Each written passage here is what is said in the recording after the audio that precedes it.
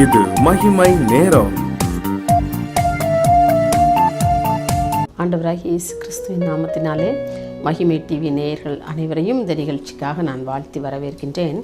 இந்த வாரம் முழுவதுமாக நாம் சிந்திக்கும்படியாக தெரிந்து கொண்ட தலைப்பு, கர்த்தருடைய ஆவி எங்கேயோ அங்கே விடுதலையும் உண்டு.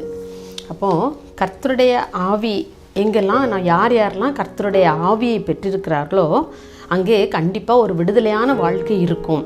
அப்போ எதிலிருந்தெல்லாம் நமக்கு விடுதலை வேணும், எதிலிருந்தெல்லாம் அந்த பரிசுத்த ஆவியானவர் நம்மை விடுதலை ஆக்குகிறார் அப்படிங்கிறவ இந்த 7 நாட்களும் நம்ம சிந்திக்க இருக்கிறோம்.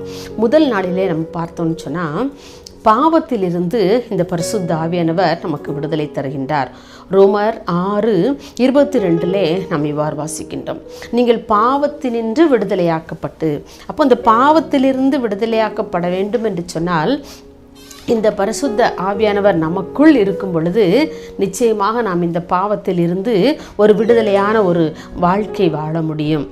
ஆவியானவர் நம்மோடு உண்மையாக வாசம் பண்ணினால் மாத்திரமே நாம் இந்த பாவ பழக்கத்திலிருந்து நாம் விடுதலையோடு வாழ முடியும். நாம் பாவத்தை ஜெயிக்க முடியும், அல்லது பாவத்திலிருந்து அந்த பாவத்தை நம்மால் மேற்கொள்ள முடியும். பாருங்க, ஒரு முறை இந்த தாவீது ராஜா அம்மோன் புத்திரரோடு அவர்களோடு யுத்தம் பண்ணுவதற்காக அவர்களோடு யுத்தம் பண்ணி எப்படியாவது அவங்கள அழிச்சிடணும், அதே மாதிரி அந்த ராப்பாவை முற்றுகை போடணும் அப்படிங்கிற ரொம்ப ஒரு தீவிரமாக இந்த தாவீது ராஜா இருந்தார். ஆனால் அதே தீவிரத்தை அவர் கடைப்பிடிக்கலை. பாருங்க, அவர் தன்னுடைய படை தளபதி யோவாபோட தன்னுடைய சேவகர்கள் எல்லாரையும் அனுப்பிவிட்டார். ஆனால் இந்த தாவீது ராஜா எங்கே இருந்துட்டார்? அப்படியே எருசலேமில் இருந்து விட்டார். அப்போது ஒருவேளை எருசலேமில் அவர் இருந்திருந்தார்னா தன்னுடைய போர் நடக்கும் இடத்துக்காக ஜெபிக்கணும் இல்லையா? தன்னுடைய படை வீரர்கள் எப்படி இருக்கிறாங்களோ, எதிரிகளோடு போரிடும்போது ஆண்டவரே என்னுடைய படை வீரர்களுக்கு பலத்தை கொடுங்க, நாங்கள் ஜெயிக்க எங்களுக்கு பலன் தாங்கன்னு அவர் ஜெபிச்சுட்டு இருந்திருக்கலாம். ஆனால் இவர் தாவீது ராஜா என்ன செய்தார் பாருங்க, அந்த ஈவினிங் டைம்லலாம் அந்த அவருடைய அரண்மனையினுடைய மேலே உப்பரிக்கையின் மேலே நின்று அப்படி உலாவ போகிறாரு. அப்போ அப்படி உலாவ போகும்போது அவருடைய கண்கள் அவருக்கு இச்சித்ததை அவர் விடவில்லை. அங்கே தூரத்தில் ஒரு ஸ்திரீ ஸ்நானம் பண்ணுவதை பார்க்கிறார். அவர் ரொம்ப சௌந்தரியமான, ரொம்ப அழகுள்ள ஒரு ஸ்திரீ என்று வேதம் சொல்லுகிறது. அப்போ அந்த சௌந்தரியமுள்ள ஸ்திரீயை அவன் அடைய ஆசைப்படுகிறான் அந்த தாவீது ராஜா. முதலாவது போருக்கு செல்லாமல் இருந்தது ஒரு தவறு, ரெண்டாவது தன்னுடைய கண்களின் இச்சைக்கு அவன் அடிமைப்பட்டு விடுகிறான், ரெண்டாவது அவர் தவறு செய்து விடுகிறான் தாவீது ராஜா. பாருங்க, அப்போ உடனே எப்படியாவது அவளை அடைந்து விட வேண்டும், தனக்கு மனைவியாக அவளை மாற்றிக்கொள்ள வேண்டும் என்று சொல்லி அந்த பாவத்திற்கு அவன் உடன்படுகிறான். உடனே அவன் அழைக்கப்படுகிறாள். அப்போ அழைச்சி கேட்டோன்னே இது யாருடைய மனைவி என்று சொன்னோன்னே அப்போ மற்றவங்கெல்லாம் சொல்கிறாங்க, நம்ம சேவகரோடு உட்கார்ந்துருக்கிற உரியாவினுடைய மனைவி தான் இவள். அவள் இப்போ உரியா எங்கே இருக்கிறான்? அவன் போர் முனையில் நின்றுட்டு இருக்கிறான்னு சொல்கிறாங்க. உடனே என்ன செய்கிறா, உரியாவை கூப்பிட்டா சொல்லியாச்சு. உரியாவை கூப்பிட்டு, நீ போருக்கு போக வேண்டாம், வீட்டில் போய் இருந்துக்க அப்படின்னு சொல்லி தாவீது ராஜா சொல்கிறாரு. அவனால் போருக்கு போகாமல் அவனோட வீட்டுக்கு போகிறதுக்கு அவனுக்கு மனசு இல்லை. உடனே மறுபடியும் தாவீது ராஜா என்ன சொல்கிறாரு, போருக்கு அனுப்பி அவனுடைய கையிலே ஒரு தகவலையும் அனுப்புகிறார். என்ன தகவல்?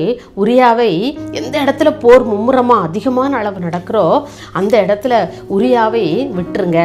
அப்போ பகைவர்கள் அவனை நினச்சிவாங்க, கொன்றுவாங்க, அந்த இடத்துல நீங்கள் சரியாக அவனை நிறுத்துங்கன்னு சொல்லி யோவாவுக்கு ஒரு கடிதம் கொடுத்து அனுப்புகிறார் இந்த தாவீது ராஜா. அப்படியே நிறுத்தி அந்த உரியா அந்த போர் நிலையை அவன் செத்து போகிறான். உடனே அந்த உரியாவின் மனைவியாகிய பத்சேபாளை தனக்கு மனைவியாக எடுத்துக்கொள்ளுகிறான். பாருங்க, எவ்வளோ ஒரு கொடுமையான ஒரு காரியம் இல்லையா? அந்த பாவத்தில் அவன் விழுந்து போகிறான். அப்போ கொஞ்ச நாள், 1 வருடங்கள் கழித்து அவனுக்கு ஒரு மகன் பிறக்கிறான். ஆண்டவருக்கு எவ்வளோ வேதனையாக இருந்திருக்கு, எவ்வளோ வருத்தமாக இருக்கும் இல்லையா? உடனே ஆண்டவர் என்ன செய்தார்? அவனுடைய மகனை அடித்து விடுகிறார். அந்த குழந்தை செத்து போகிறது. எவ்வளவு இவனுக்கு ரொம்ப வேதனை தான்.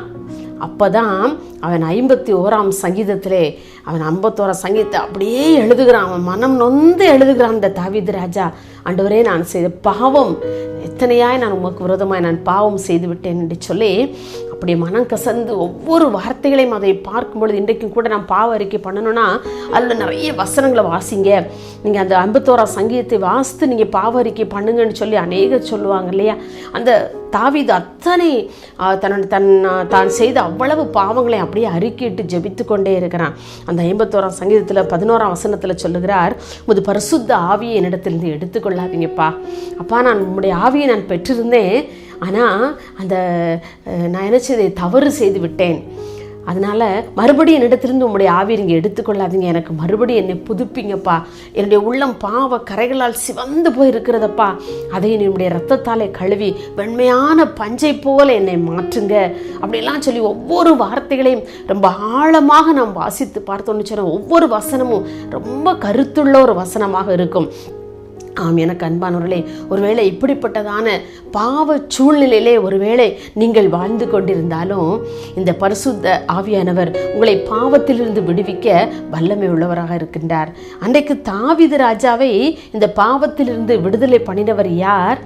இந்த பரிசுத்த ஆவியானவர் இல்லையா? அவன் ஆண்டவரத்தில் கெஞ்சுறான், ஆண்டவரே உடைய பரிசுத்தாவி என் இடத்துலேருந்து எடுத்துக்கொள்ளாதுங்கப்பா, எனக்கு மறுபடியும் தாங்க, என்னுடைய உள்ளத்தில் ரட்சிப்பின் சந்தோஷத்தை எனக்கு தாங்க, என்னுடைய இருதயத்தில் இருக்கிற பாவ கரைகளை எல்லாம் நீக்குங்கன்னு சொல்லி அந்த 51ஆம் சங்கீதத்தில் உள்ள ஒவ்வொரு வசனங்களை வாசிக்கும் போது அத்தனை வசனங்களையும் அவன் அவ்வளவு வார்த்தைகளையும் சொல்லி சொல்லி சொல்லி ஆண்டோடைய சமூகத்திலே தன்னை தாழ்த்தினதுனாலே அவன் ஒரு விடுதலையுள்ள ஒரு வாழ்வாக அவன் மாறுகிறான்.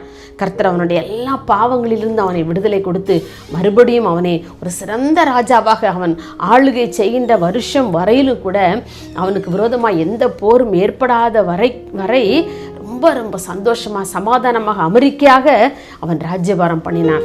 பாருங்க, இந்த பரிசுத்த ஆவியானவர் நமக்குள் இருக்கும் பொழுது பாவத்திலிருந்து நமக்கு விடுதலை தருகின்ற ஒரு வாழ்வாக, அவருடைய பரிசுத்த ஆவியானவர் நமக்குள் இருக்கும் பொழுது மாத்திரம்தான் இந்த பாவத்திலிருந்து நாம் விடுபட முடியும். ஒருவேளை இதை கேட்டுக்கொண்டிருக்கிற அன்பானவர்களே, உங்களுடைய வாழ்க்கையிலும் கூட அநேக பாவத்திலிருந்து நீங்கள் பாவத்தோடு வாழ்ந்து கொண்டு இதில் எனக்கு விடுதலை யார் தருவார், என்னுடைய இந்த பாவத்திலிருந்து நான் மீட்பை எப்படி பெற்றுக்கொள்ளலாம் அப்படின்னு பல விதமான சோதனை சிந்தித்து கொண்டிருந்தாலும் கூட ஆண்டவர் சொல்கிறார், பரிசுத்த ஆவியானவர், கர்த்தருடைய ஆவி எங்கே உண்டோ அங்கே விடுதலை உண்டல்லவா? அதே போல ஆவியானவரை நீர் எனக்குள் வரும்போது இந்த பாவத்திலிருந்து எனக்கு விடுதலை கிடைக்கும் என்று சொல்லி நீங்கள் ஒவ்வொரு நாளும் அறிக்கையிடுங்கள். அப்படிப்பட்ட கிருபை தர நாம் ஒரு நிமிடம் ஜெபிப்போம். எங்களை நேசிக்கிற அன்புலே சாமி, இந்த அருமையான நல்ல முதல் நாளின் காலை வேளைக்காக உண்மை நன்றியோடு துதிக்கிறோம்ப்பா, உண்மை ஸ்தோத்திரிக்கிறோம் ஐயா. ஆண்டவரே, கர்த்தருடைய ஆவியானவர், பரிசுத்த ஆவியானவர் எங்கே இருக்கிறாரோ அங்கே விடுதலை உண்டு என்று சொல்லி நாங்கள் தியானித்தோம். எங்களுக்கு எங்களுடைய பாவங்களிலிருந்து விடுதலை வேண்டும் என்று சொல்லி அப்பா உம்முடைய சமூகத்துக்கு நேரே எத்தனையோ நாட்கள் போராடி ஜெபித்த நாட்கள் உண்டு. ஆண்டவரே, பரிசுத்த ஆவியானவர் நீர் உம்முடைய பிள்ளைகளை யார் யாரெல்லாம் உம்முடைய சமூகத்துக்கு நேராக அப்பா தங்களை தாழ்த்தி ஆண்டவரே உம்மிடத்தில் ஜெபிக்கும் பொழுது கர்த்தர் நீர் அவர்களை பரிசுத்தமாக்கும்படியாக ஜெபிக்கிறோம். அன்றைக்கு தாவீது உடைய சமூகத்தில் அப்பா தன்னை தாழ்த்தி கெஞ்சி ஜெபித்த போது, தன்னுடைய பாவங்களை எல்லாம் உடைய சமூகத்தில் அறிக்கையிட்ட போது நீர் அவனை பாவங்கள் அற கழுவி ஆண்டவரே அவனை ஈசோப்பினால் சுத்திகரித்தீரப்பா. அதே போல உடைய பிள்ளைகளை சுத்திகரித்து புதிய வாழ்வை கொடுக்கும்படியாக ஜெபிக்கிறோம். அப்படிப்பட்ட கிருபைகளை தந்து பிள்ளைகளை பலப்படுத்துங்க, ஆசீர்வதிங்க. இயேசுவின் நாமத்தில் பிதாவே, ஆமேன்.